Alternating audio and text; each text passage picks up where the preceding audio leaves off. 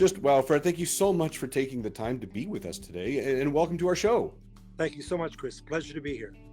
Now, Fred, not many people know this about you, and certainly I didn't either, but you were actually once an economics student. What was the change from economics to music and entertaining? It was an unexpected transition. Oddly enough, I had I was the first of my generation to go to university. From our family, we came from Mennonite, southern Manitoba background, and my dad was in the Canadian Forces, and by the time I reached my late teens, it was what am I going to do with my life direction. And so I finished high school, and I thought, well, I'll go to university because that was a preferable thing to do, because nobody had told me that I could ever make a career as a musician. So I went to university, and I did a basic arts program with a major in economics. And then after I got my degree, my father and my younger sister, who was born with Down syndrome, she died, and then my dad died a year later. So I was faced, after this graduation with mortality. Awareness that two of the most important people in my life were gone now. And now what am I going to do with my life? I knew I didn't really want to be an economist. I had done that particular path just to really satisfy my parents' desire for their child to go to university. Right. So I did my soul searching at that point. What am I capable of doing? Because I had no other skills. I wasn't trained for anything, but following my bliss with music, because that was the one thing that I'd always participated in from grade school, high school, even at university, all sorts of choirs and folk groups. And so Wow. I thought, well, here it is. Here's my point of transition. Let's see if, in fact, I can make something of myself from a musical point of view. And I just started playing and performing, acting, doing any kind of theatrical event, and that ultimately led to working with families in the late 70s. So, is this kind of where Cornstalk emerged from, the band that you used to be in?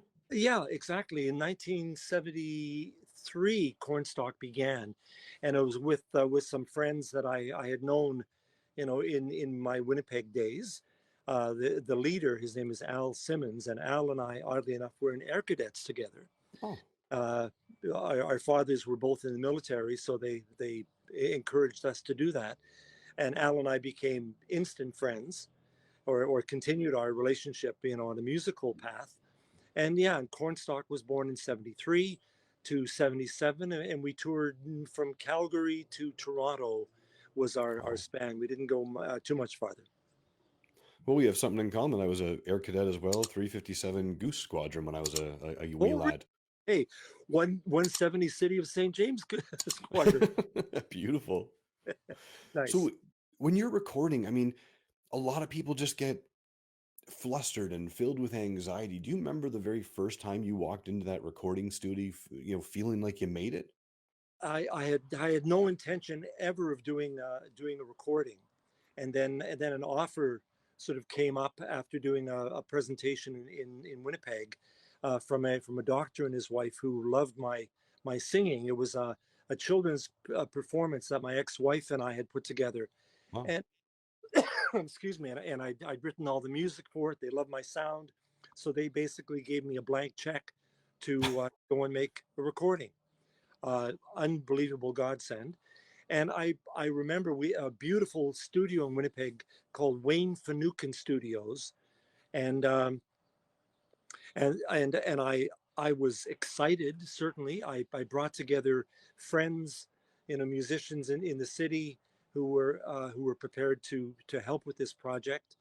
And I was a novice when it came to the recording industry, but getting into a studio and just watching, really paying attention to what was going on and the positioning of microphones and trying to do, sing as clearly, it's all the things that you would normally do Of in course. a recording thing. You want it to be as good as possible. So warm up your voice, prepare before you actually put something on tape.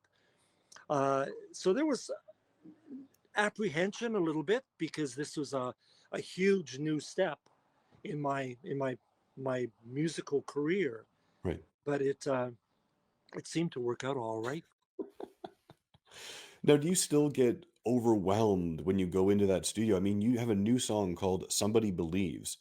When you Mm. walk in to do that recording and I saw that video, you had so many people in there, all different talents. Like just watching it, I felt overwhelmed. Oh, that's very sweet of you to say. It was a major project to do. My dear friend and co-producer Paul O'Neill, he put together pardon me, he put together many of the musical pieces for that, Okay, and we just started building it, then bringing in the choir and making it as strong a piece as we possibly could. At that point, I'd already done 13 albums, so I am pretty comfortable in a studio space, and with that song in particular, it came from a really interesting position, and I just loved the process that we were into, and I loved the message that it was conveying to the listening audience. now, I was reading online that Somebody Believes is actually based off of, and please correct me if I'm wrong here, a child at World Vision. Is that right? Yes, there was a fellow named Edgardo Gonzalez.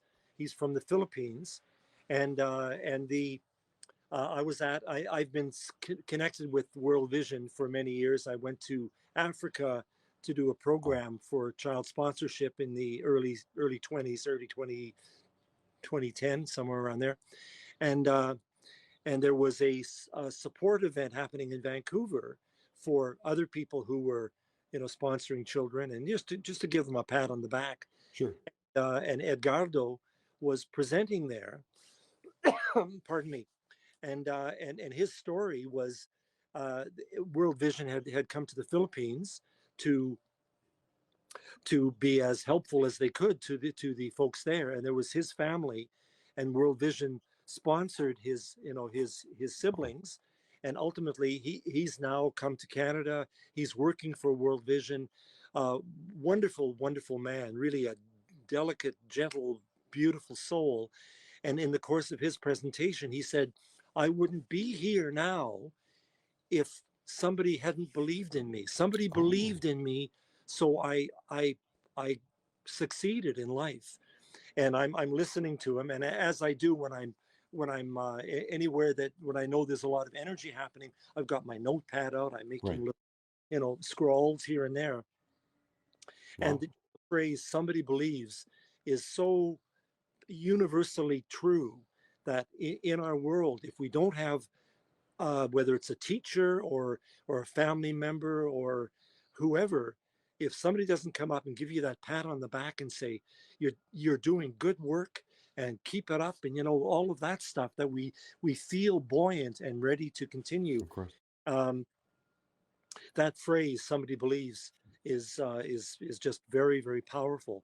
So I absorbed that. I went back to my hotel room, and within about an hour I had the song.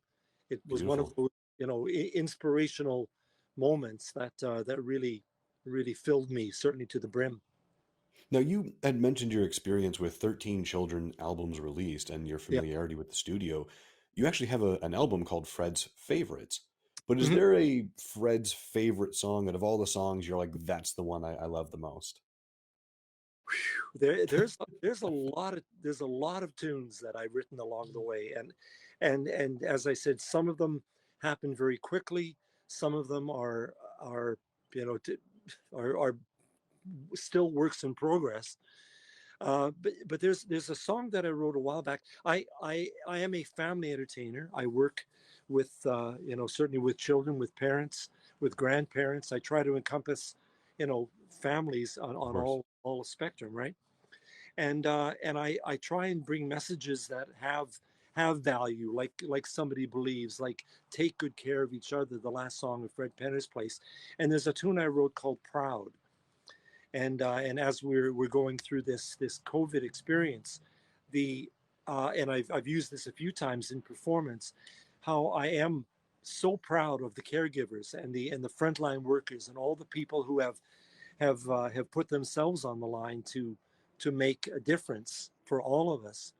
So the Wow. so the word proud, the song itself, you've got to be proud of the people around you, proud of the things that you do, proud of your dreams and feelings inside, never afraid to let them come true, never afraid to make them come true. That's Uh, beautiful. so it has that kind of message that is again universal, but it touched people, and I've had lots of really positive response to that song and to that message and to that energy. So I'll put proud at the top of the list today. Beautiful.